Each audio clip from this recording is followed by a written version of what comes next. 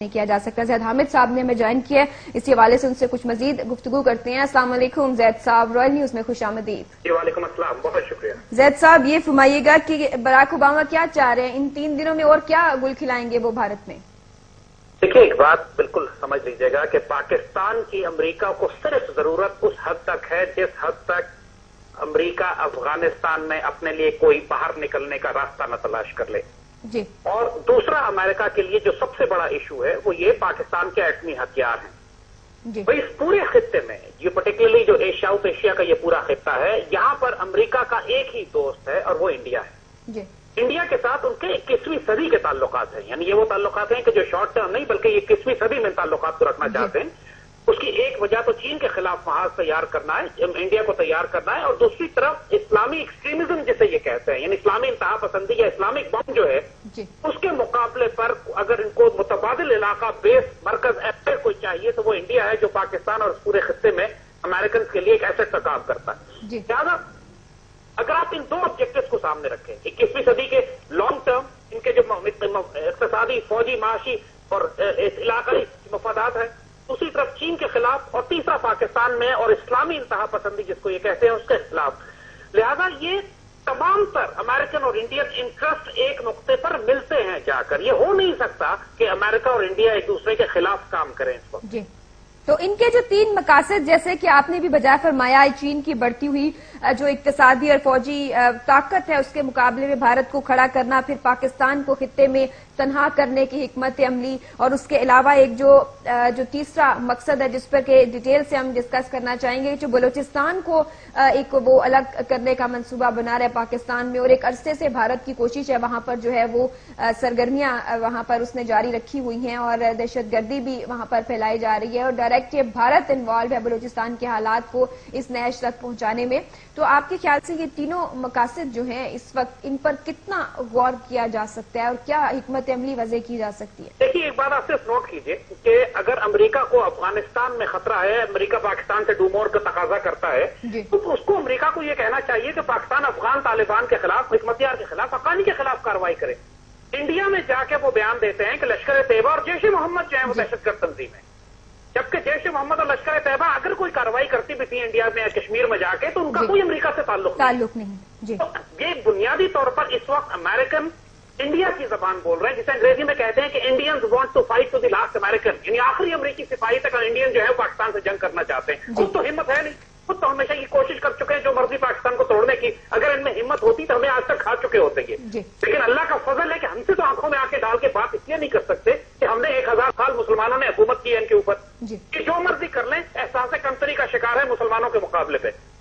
اور یہ ہمیشہ ہمیں مغرب سے پٹوانے کے چکر میں رہتے ہیں، اور ابھی تک یہ اسی کا جو ہے ان کا، ابھی تک ان کی وہی جو ان کے دل میں ایک بات ہے اس کا زہر بار بار وہ اگلتے ہیں، اور یہ یہی چاہتے ہیں کہ جس طرح آپ کو یاد ہوگا کہ 9/11 کے بعد جب امریکہ افغانستان پر حملے کی بات کر رہا تھا اس وقت بھی انڈیا نے کوشش کی تھی کہ صاحب آپ کو ہم بیسز دیتے ہیں، انڈیا میں امریکن اڈے ہم مہیا کرتے ہیں، آپ افغانستان پہ نہ آپ پاکستان پر حملے کریں۔ یہ اس کی اسٹریٹجی سمجھ لیجیے گا آپ، اور اس کے لیے انڈیا ہر حد تک جانے کو تیار ہے کہ کسی طرح امریکہ سے پاکستان کو پٹوائے۔ اور اچھا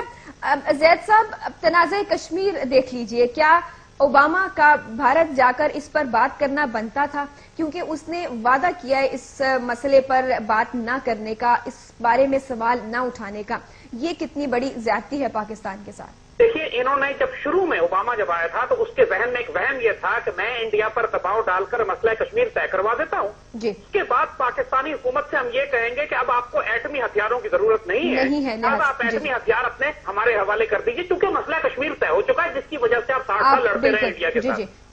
اب مسئلہ یہ ہے کہ ایک طرف تو یہ بات انڈیا کو سوٹ کرتی تھی کہ پاکستان سے ایٹمی ہتھیار لے لیے جائیں، لیکن انڈیا کو یہ سوٹ نہیں کرتا تھا کہ مسئلہ کشمیر پہ کسی قسم کی کوئی پیش رفت ہو اس معاملے کے اوپر، کیونکہ وہ انڈیا کے مفاد کے خلاف چاہتا تھا، اور سرے سے کہ وہ مسئلہ حل ہو، بھارت یہ چاہتا ہی نہیں، اس مسئلے کو تو حل نہیں کرنا انہوں نے۔ لہٰذا آپ کو یاد ہوگا کہ شروع میں ہولبروک کے ساتھ جو ایسپیکٹ ڈاکٹرن میں جو ہولبروک کو مینڈیٹ دیا گیا تھا اس میں کشمیر کو شامل کیا گیا تھا، اور انڈیا نے اس پہ اعتراض کیا تھا، جس کو اس کے بعد ہولبروک سے کشمیر کا مینڈیٹ فائل نکال لی گئی تھی اس کے پورے مینڈیٹ سے۔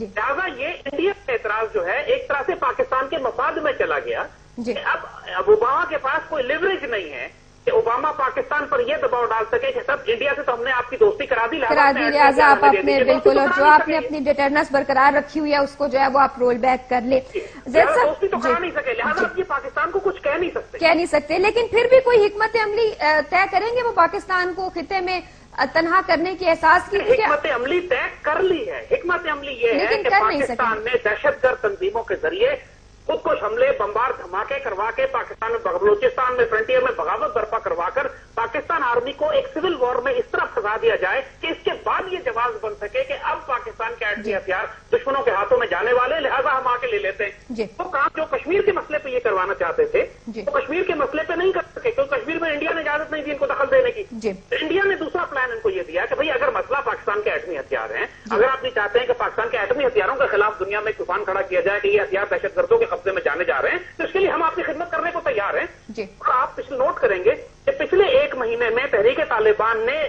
एक नई लहर शुरू हुई है खुदकुश हमलों की और धमाकों की, और ये रिपोर्ट हमें महीना पहले मिल चुकी थी कि अफगानिस्तान के रस्ते इनको नए एक्सप्लोसिव, नए बारूद, नया रुपया, नया हथियार दिया जा रहा है। तो और ये कार्रवाई शुरू होनी थी। देखिए, नॉर्थ वजीरिस्तान में ये फौज को घसीटना चाहते हैं, उत्तरी वजीरिस्तान में फौज जा नहीं रही, क्योंकि फौज को मालूम है कि वहां अपने कबाइल के खिलाफ उसी तरह कई लाख महाजरीन कबाइल को बाहर निकालना पड़ेगा। उसके बाद आके छोटी सी पॉकेट है दहशतगर्दों की जिसके खिलाफ कार्रवाई करने के लिए, ये बात सूट नहीं करती कि हम लाखों कबाइल को वहां से निकालें। जी,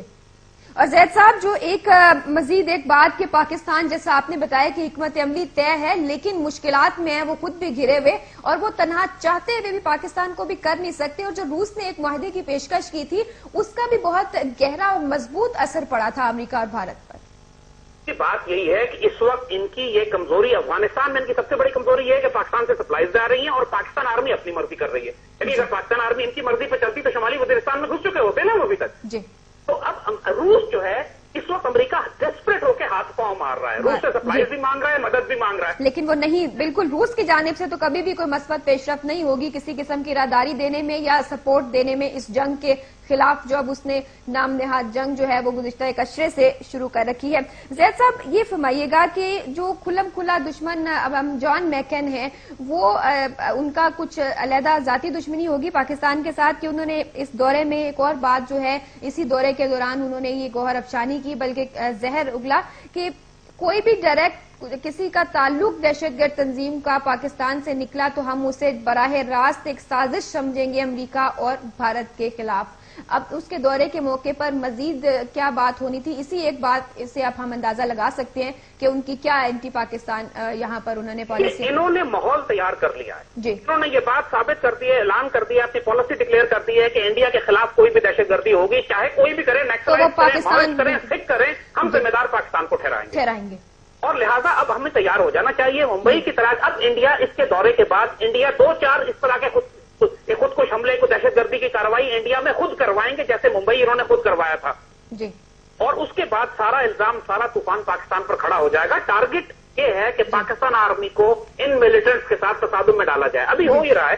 कि जो पाकिस्तानी जहादी ग्रुप जिनको डिसबैंड कर दिया गया था, जिनको कश्मीर में कार्रवाई करने से रोक दिया गया था कई बरस पहले, लश्कर तैयबा तो खत्म ही हो गई, जमात दावा जब सिर्फ रिलीफ कामों में रह गई है, और उसके बाद जैश ए मोहम्मद वगैरह, आर्मी को उन जिहादी ग्रुपों के खिलाफ कार्रवाई करने पर भी मजबूर किया जाएगा। जैसे वो मुंबई के बाद आपने देखा कि खुद यूएन के अंदर रेजोल्यूशन पास करवा दी इंडियंस ने के साथ जमात दावा या लश्कर तैयबा दहशतगर्द तंजीमें हैं और इनको आईएसआई पैटर्नाइज कर रही है। जी जी। दूसरे लफ्जों में आईएसआई को दहशतगर्द तंजीम डिक्लेयर करवा दें आप जी। यानी ये एक पूरा खेल सेट हो चुका है। ओबामा के वहां से वापस जाने के बाद या उसकी मौजूदगी में कोई ना कोई दहशतगर्दी की कार्रवाई इंडियंस ने करनी है, हमें समझ लेना चाहिए। ये बात अब सेट हो चुकी है, माहौल तैयार है, इंडियंस ने कार्रवाई करनी है, फिर दुनिया को जाते जाते ओबामा जो है वो इंतहाई दबाव के साथ उसका मुद्दा जो है वो पाकिस्तान पर डाल जाएंगे। बहुत शुक्रिया ज़ैद अहमद साहब, बहुत शुक्रिया रॉयल न्यूज़ से गुफ्तगू करने की।